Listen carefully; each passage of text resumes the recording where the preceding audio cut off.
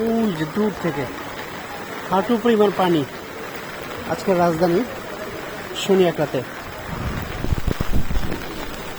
আমি যদি এদিকটা দেখাই,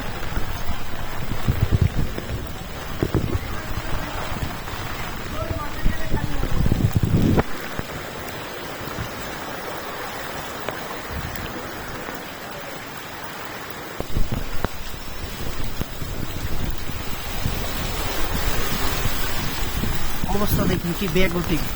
রিক্সা পাচ্ছি না, হেঁটে হেঁটে বাসে যাচ্ছি।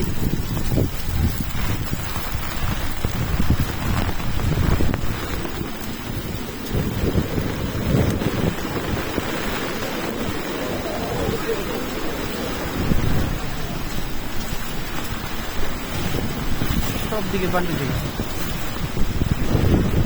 এদিকটা যদি দেখি,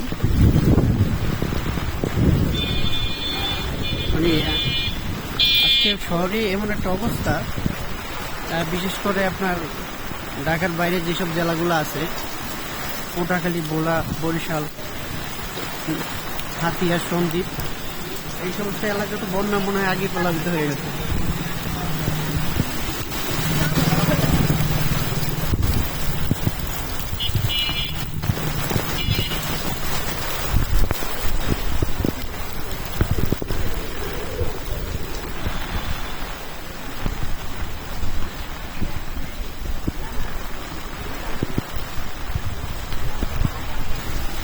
মনে হয় ভিডিও করছে, আমি তো ওনারা করি।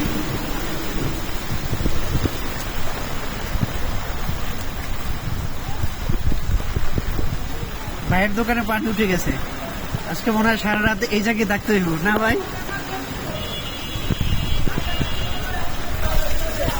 মাঝে থাকতে হবে, কারণ দুই সাইডে কাটা, যে কোনো সময় রেল লাইনে পড়ে যেতে পারি। কি সুমন ভাই, কি অবস্থা ভাই? এই যে আপনার দোকানে কি পানি ঢুকছে? দেখবে লাগে আইছিলাম পানি পুরো। এই যে এটা হচ্ছে সুমন ভাইয়ের দোকান। হ্যাঁ, উনি মনে হয় একটু চিন্তা করতেছে যে দোকানের ভিতরে পানি ঢুকবে কিনা। আমার তো মনে ঢুকে গেছে। সুমন ভাই, কে সারা রাত কি এখানে থাকবেন নাকি? না, চলে যাবো। চলে যাবেন না? জ্বালার ব্যবস্থা করে মাছ দিতে পারতাম, একটা তো পোষাই দিতে হইব। কি অবস্থা? তুমি বৃষ্টির মধ্যে মাছ ধরার জন্য, সবাই মাছ ধরার জন্য আছে, কিন্তু আমি আছি যে আমার যেই ফলোয়ার গুলো আছে, আমার বন্ধুরা বাসায় বসে বসে ভিডিও দেখতেছে। ঠিক আছে, আগে নাকি সামনের দিকে?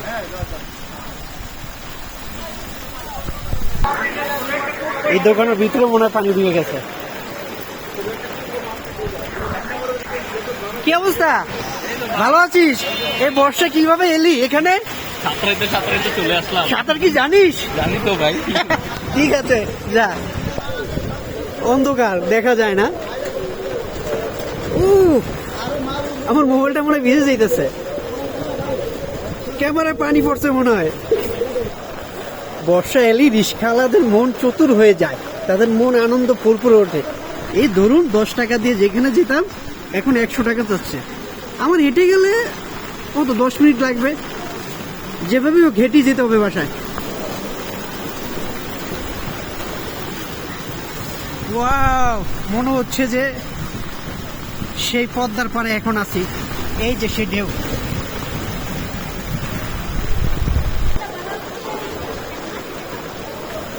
বেরি বাঁধের মতো করে তারা তৈরি করে রেখেছে যেন ভিতরে পানি না ঢোকে। ওই গোয়ালবাড়ি, তারপর বর্ণমালা মোড়। এখন আমি প্রায় আরএস টাওয়ারের সামনে এসে পড়ছি, আর একটুখানি গেলি আরএস টাওয়ার। ওইখানটা একটু দেখে আসি কি অবস্থা। এখন সময় রাত 8:20 বাজে।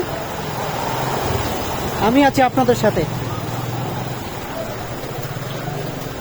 8 ফার্মার ওনারও প্রতিরোধ ব্যবস্থা গড়ে তুলেছে, যে কোনোভাবেই যে পানি ভিতরে না ঢুকতে পারে।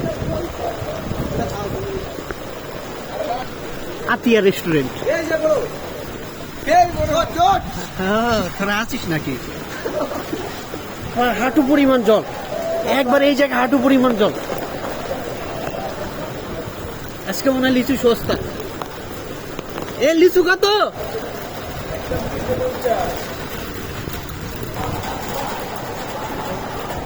দেখুন, বেরি বাঁধের মতো করে তারা প্রতিরোধ ব্যবস্থা গড়ে তুলেছে। আমার মনে হয় আমি মাঝখান দিয়ে গেলে ভালো হয়, কারণ দুই সাইডে রাস্তা কাটা, ওইখান দিয়ে যাওয়া যাবে না। এই তো সূর্যবানু রেস্তোরাঁ, আমি এখন চলে এসেছি সূর্যবানু রেস্তোরাঁ। এই বৃষ্টির ভিতর কি করিস? পাঙ্গাস মাছ চাষ করবি, খুব ভালো। এটা হচ্ছে ব্রিজ পারাপার হওয়ার জন্য। আমি কি ব্রিজ দিয়ে যাবো কি যাবো না খুব চিন্তা আছি। এবার মাঝখান দিয়ে কিছু ভাঙ্গ আছে, আমার না যাওয়া উচিত মনে হয়। আমি এই জায়গাটাই দেখতে এসেছি যে এখানে কত কি পরিমাণ পানি আছে, না আর যাওয়া যাবে না, খুবই বিপদ।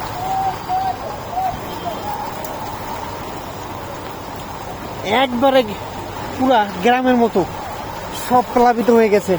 যদি উঁচু উঁচু ভবন না থাকতো, যদি এটা টিনের ঘর হতো, আমার মনে হয় যে টিনের চালই পানি উঠতো আজকে।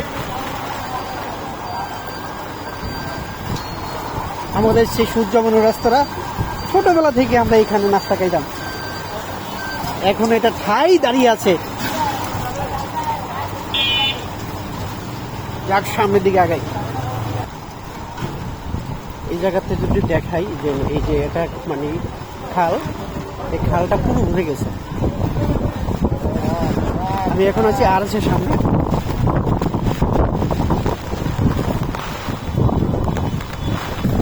দেখুন একবার ওনার ছাতাটা একবার দেখুন, ছাতাটা একবার দেখুন বাতাসে কি করতেছে।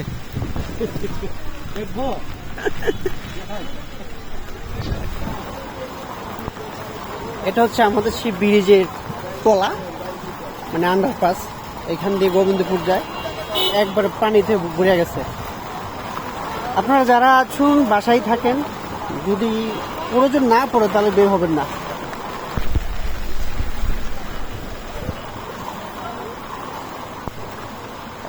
আমার এই যে হাঁটু পরিমাণ পানি দেখাতে পারতেছি না, ওই জিনিস।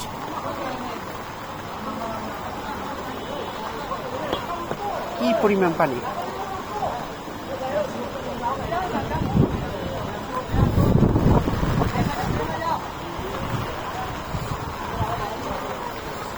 আমার মনে হয় ওদিকে আর না যাওয়াটি ভালো। আজকের মতো বিদায় নিলাম, দেখা হবে আবার কোনো এক সময়। আল্লাহ হাফেজ।